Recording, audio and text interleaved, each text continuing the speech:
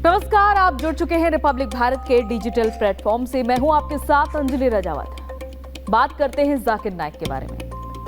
भारत में कई मामलों में वांछित चल रहा भगोड़ा इस्लामिक उपदेशक जाकिर नाइक पाकिस्तान में जमकर ऊटपटांग बातें कर रहा है। इस्लामिक विद्वान बनकर पाकिस्तान पहुंचा जाकिर नाइक इस कदर अपनी गंदी मानसिकता जाहिर कर रहा है कि पाकिस्तानी खुद ही उससे तौबा कर रहे हैं।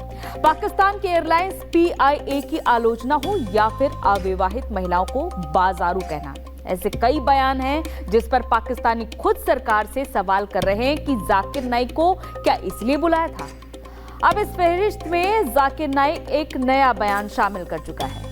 साल 2016 में भारत से भगोड़ा घोषित किए जाकिर नाइक पर भारत में कई धाराओं में केस दर्ज हैं और भारत की एजेंसियां उसे वापस भारत लाने के लिए काफी प्रयास कर रही हैं। साल 2016 में भारत छोड़ने के बाद उसने मलेशिया की नागरिकता ले ली थी।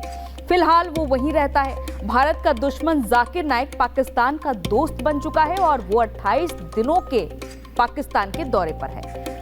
जाकिर नाइक पर 2016 में गैर कानूनी गतिविधियां रोकथाम अधिनियम UAPA के तहत केस दर्ज है। जाकिर नाइक पेशे से डॉक्टर है और भारत छोड़ने से पहले मुंबई में रहता था। नाइक अहमद दीदात से प्रभावित होकर इस्लामिक उपदेशक बना था और वो इस्लामिक रिसर्च फाउंडेशन का संस्थापक और अध्यक्ष है जो भारत में प्रतिबंधित है। जाकिर नाइक 2 टीवी चैनल भी चलाता था। उसके द्वारा संचालित 2 चैनल पीस टीवी और Peace TV Urdu Bharat, Bangladesh, Sri Lanka, Canada और यूनाइटेड किंगडम सहित कई देशों में बैन है।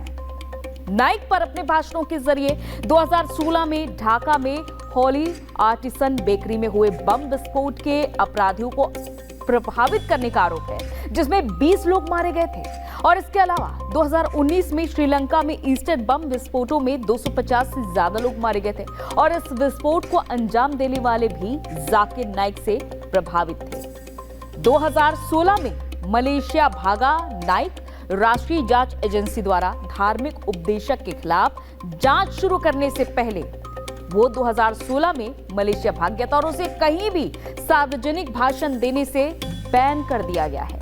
नाइक भारत में वांटेड है क्योंकि उस पर मनी लॉन्ड्रिंग के आरोप है और वो कथित तौर पर आतंकवाद से जुड़ी गतिविधियों से भी जुड़ा हुआ है। मई 2020 में भारत सरकार ने मलेशिया को उसके प्रत्यर्पण के लिए औपचारिक अनुरोध भेजा था। हालांकि मलेशिया के पूर्व प्रधानमंत्री महाथिर बिन मोहम्मद ने कहा था कि उनके देश को नाइक को प्रत्यर्पित न करने का अधिकार है और उन्होंने ये भी कहा था कि नाइक का मानना है कि भारत में उसे न्याय नहीं मिलेगा। तो आपने जाना जाकिर नाइक के बारे में, जिसको लेकर के आजकल काफी ज्यादा चर्चा हो रही है और पाकिस्तान में जिस तरह के बयान दे रहा है जाकिर नाइक, वो आप सभी को सुनने को मिल रहा है। तो होप करते हैं कि ये खबर आपको महत्वपूर्ण लगी होगी और इस तरह की तमाम बड़ी खबरों के लिए बने रहिए रिपब्लिक भारत के डिजिटल प्लेटफॉर्म के साथ। नमस्कार।